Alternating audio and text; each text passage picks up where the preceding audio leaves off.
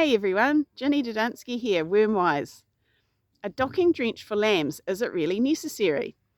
Typically, the answer to that question is no. There's three good reasons for that, and I'll explain them to you now. The first is to do with the lamb's immune response to worms. Those signs that we associate with worms in stock, the scouring, the reduced growth rate, lack of appetite, those sorts of things, they're actually a consequence of the animal's developing immune response to those foreign invaders that it's taking in off the grass. In a lamb's early weeks of life, though, that immune reaction just isn't present. So even though while it's nibbling bits of grass, it will be taking in worm larvae, its body doesn't react at all to those. So we're not getting those negative consequences that we see in older lambs. The second point is that for a big bunch of the worms that will be impacting our lambs early in the spring, they actually can't complete their life cycle development and build up numbers until the lamb has got a fully functioning rumen. So a lamb becomes a fully functioning ruminant at about 4 to 5 weeks of age.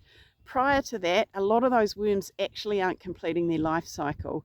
So drenching them at docking, you might not actually be kicking out as many worms as you think you are. The third thing is a little worm that you might not have heard of before called strongyloides. That worm's got a completely different life cycle to the ones that we normally talk about in Wormwise workshops.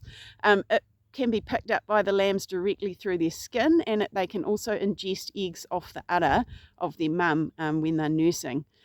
The thing about that worm, because it acts like that, it generates a really fast and strong immune response in the lambs, and they'll typically become immune and kick that worm out at about sort of 4 or 5 weeks of age, like round about docking time.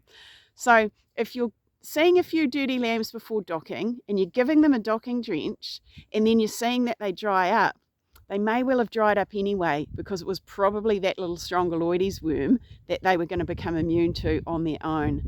The only time that a docking drench might be appropriate is where things have gone really wrong. Ewes are really underfed, not milking, and lambs are eating a lot more grass than they might normally in a typical season.